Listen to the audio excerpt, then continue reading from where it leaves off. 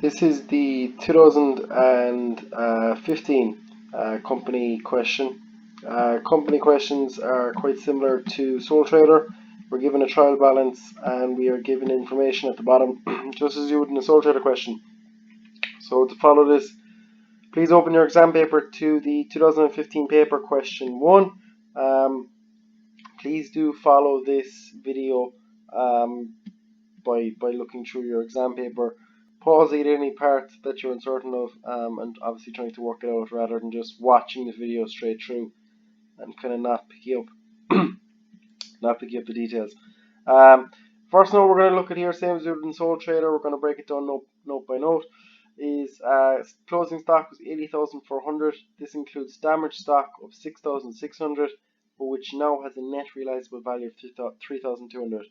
So I have my closing stock figure included in this was a piece of stock that was worth this and it's now worth this. So what's after happening is it's after dropping in value, it's after dropping 3,400. It was worth 6,600, now it's worth 3,200, therefore it's had a loss in stock value of 3,400.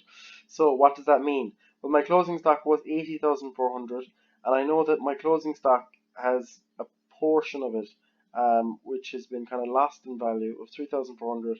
Therefore, if we take that away from my closing stock, I find out my new closing stock figure. If I suppose take out the damages, my closing stock is worth 77,000. So that's the first note. Basically, you just see what the stock cost and what it's worth now, and that helps you to find out the damages, and you take the damages away from your closing stock. Second note, patents incorporating 4 months investment income are to be written off over 5 years. We have seen this before in Sole Trader. So our patents include investment income. Well, our patents in the question is here, 21,500 on the debit side. They incorporate 4 months investment income. So the first thing we need to do is find out how much 4 months investment income is. So my investment income is 350,000. I can see that here. I got it at the first of the first 3% interest. So that's 10,500 is the 12-month investment income. And I know that we're looking for 4 months. So 4 months of that obviously divided by 12 and divided by 4, 3,500. Now, the reason why I've shown this here is because I'm trying to show you what we're doing to get rid of the investment income from patents. So patents itself here, as we can see, is on the debit side, 21,500, because it is an asset. So this would be what my my patents would look at. I'm going to get rid of the crossed out section for now. So my patents are here. There's 21,500 is on the debit side. These figures here that I've included, well, this figure here doesn't really exist. I'm here to show you, this is just here to show you what investment income would do to the patents account. So my patents account at the moment is 21,500, but it incorporates 3,500 from investment income. Investment income is income, it's a gain, therefore it's on the credit side. So when I've included a gain in the patents account, I'm putting 3,500, that's what would have happened. 3,500 has been essentially put on the credit side, along with hundreds of other figures here that would have added up, and they should be above. It's not going to move up, we know.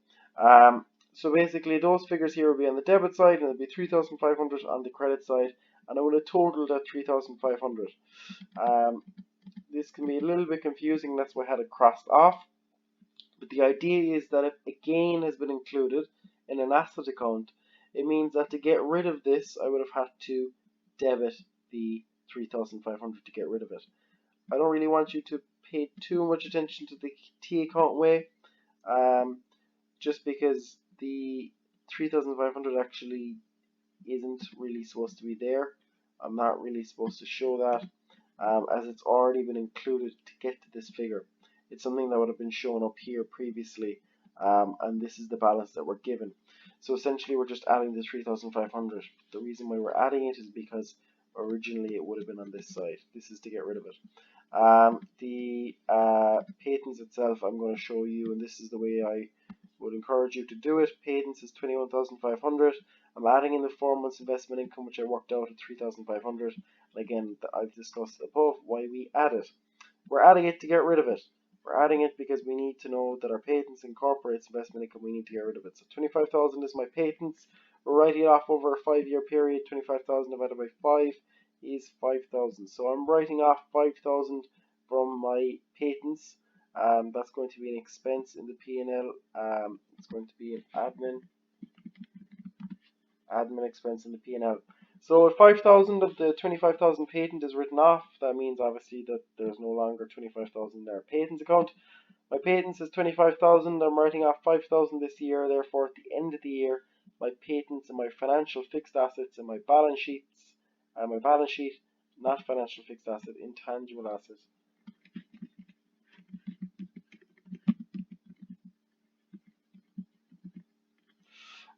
So in my intangible assets in the balance sheet is 20,000.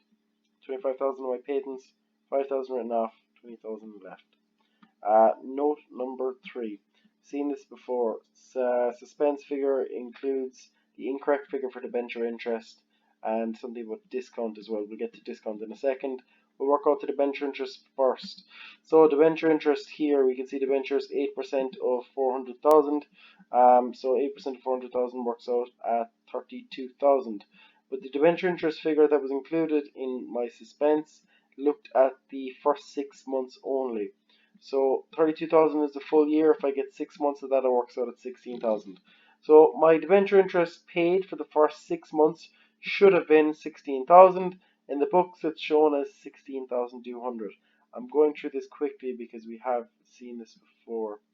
I have to take away this here.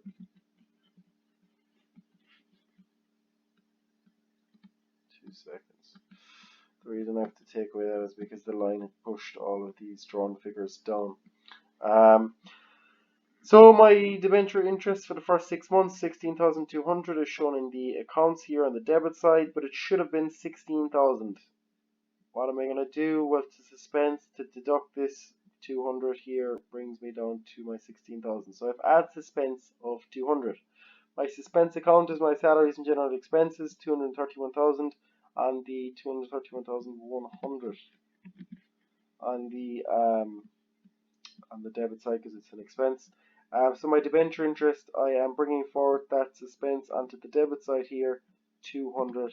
I need to change this to 7.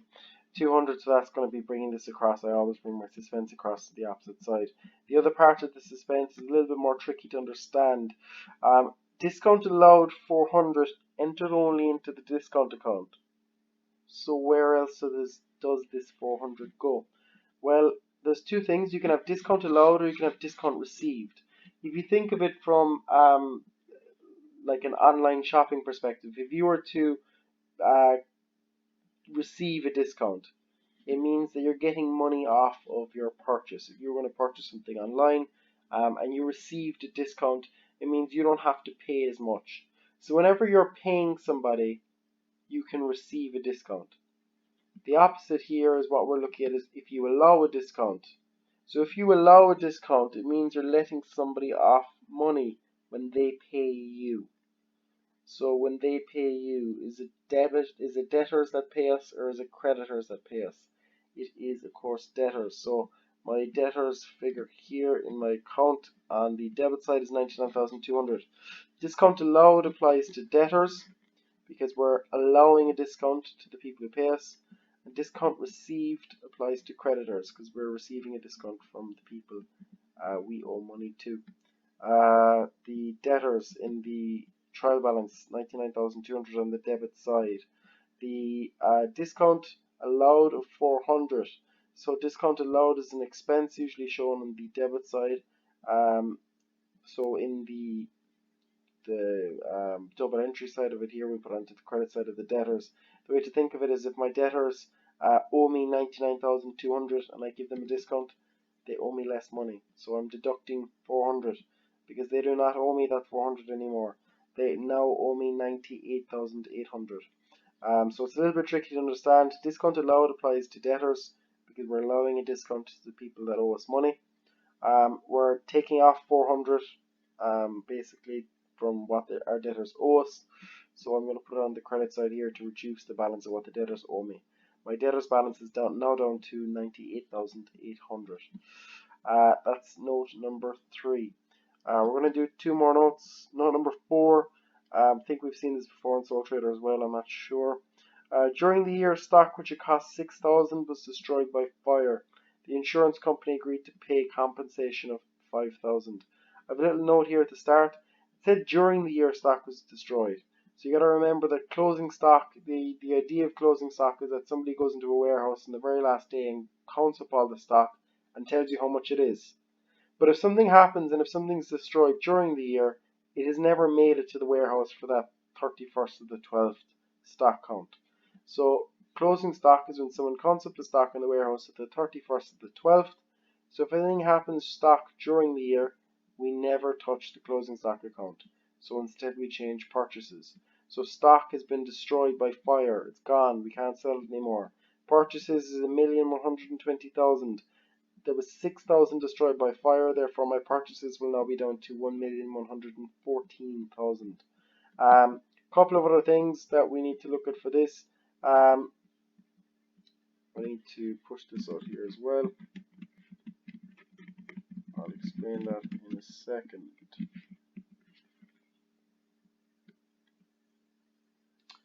So the stock has to go out from purchases because it was during the year, and obviously we can't sell that 6,000 stock anymore. It's completely destroyed. But there's another piece of information that give us in the question that tell us the insurance company has agreed to pay compensation of 5,000. So the wording of this: an insurance company has agreed to pay. Have they paid us now? No, they've agreed to pay. So if somebody agrees to pay you something, they will pay you in the future. Therefore, this money will be received down the line. It's a current asset. They haven't paid us yet, but they are due to pay us. So this 5,000 becomes a current asset. So loss by compensation is a separate account I'm doing as well. I'm finding out how much I've lost from this whole ordeal. The stock was originally worth 6,000. That's what my damages are.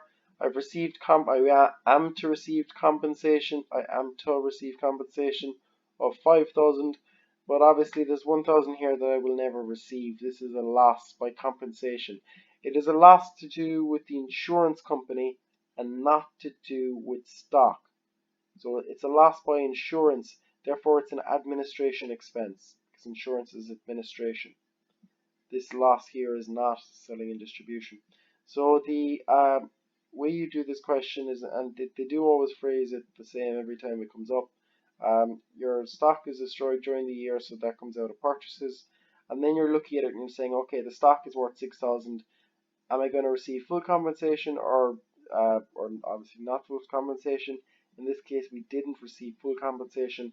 We've essentially lost out by 1,000, and this is an admin expense because it's lost by compensation. It's lost from the insurance company more so than anything. I'm going to add in here just to make it quite clear that this 5,000 as well is also a current asset. So that also has to go in current assets as the money is owed to us. I'd put it in on a line on its own, but unfortunately that will mess up all the writing below. So that 5,000 goes in as a current asset as well. Please don't forget that. I would make sure you'd write that out every time you do this note. Write it out at the bottom, circle it. It's very commonly forgotten in exams. And this is also a common mistake. People put this in selling and distribution because they think of it as stock, a loss by stock. It's not a loss from the insurance company. The last note I'm going to do is note number 5. We've seen this time and time again. So in this note here, we're looking at we have depreciation on vans 15% of cost. We have on the end of March, we have a disposal. It was traded in against a new van. There was an allowance given. The check of the net transaction for the new purchase was incorrectly entered as a purchase to trading stock. There should be a little bit of deja vu here. So how we deal with this, the first thing we do is the disposal. So the disposal delivery van, it costs us 30,000. It was purchased after 3 months, so there was 9 months of 2011. It was all of 2012, all of 2013, and there was 3 months of 2014. 9, 12, 12, and 3 adds up to 36 months. So it costs 30,000. It's 15% depreciation. We have it for essentially 3 years. So 30,000 by 15% multiplied by 36 divided by 12 gives you 13,500. That's the depreciation that was on this disposed of van. The net book value for the van was 16,500, but I received proceeds of 8,000. So an allowance of 8,000 was given. Therefore, I have a loss on disposal of 8,500, the remaining value that I did not receive as a proceed. 8,500, it's an expense, selling and distribution, it's to do with a van. My second account I do is my cost. My cost at the start of the year for delivery vans, 250,000, 170,000. Which one is it? Well, the cost is 250,000, and that's what we're looking at first. This is the net book value of the vans. We'll get to that in a second. So my cost of my vans is 250,000. I know I've taken out 30,000. That's now gone. The disposal 30,000. But I've purchased a new van in place of it, and that new van cost 56,000. That's the cost. Again, we deal with cost figures here. So 250,000 minus 30,000 disposal plus the 56,000 new van gives me my cost of vans at the end of the year, 276,000. Next thing I do, depreciation for the year. The way I like to do it nice and simply is what was my vans, what were they worth for the first part of the year, and then after I have the disposal purchase, what were they worth. So they were worth 250,000 at the first of the first. These are the costs of the first of the first. And it was worth 250,000 for the first 3 months. So the depreciation on that gives me 9,375. After that 3-month period, then we had that dispose of and purchase, and obviously that's after changing my cost to 276,000. So for the remaining 9 months, my depreciation is 31,050. Total depreciation for the year is 40,425. It's an expense, selling and distribution. My next thing I look at again, the fourth part of this is my accumulated depreciation. So accumulated depreciation at the first of the first is not given. It's not shown anywhere. But I know my vans originally cost me 250,000, and they're telling me now they have a value of 170,000. Therefore, they have dropped 80,000 in value. That is accumulated depreciation before this year. 80,000. My depreciation for the year just worked out to be 40,425, and my disposal I worked out previously up here. Disposal, which is now has to come out of depreciation. That was my depreciation on the disposal van of 13,500. So we've seen this again in Sole Trader. We accumulate depreciation the first to the first, add depreciation for the year, take away the disposal. Works out at 106,925. That's our balance sheet accumulated depreciation. Last thing I have to do was the check for the net amount of this transaction for the purchase of the new van was entered into the bank account incorrectly as a purchase of trading stock. So I have looked at my purchases previously, and I'm now going to look at them again. Make sure that you go back and use the figure from the previous note that you would have done up. So previously I've looked at purchases, and I got 1,114,000 as my subtotal. So I'm going to work off that 1,114,000 again. I'm going to take away the purchase of the new van because it does not belong in purchases. 56,000 minus 8,000 is 48,000. I'm going to take that out of purchases. My purchases is left at 1,066,000.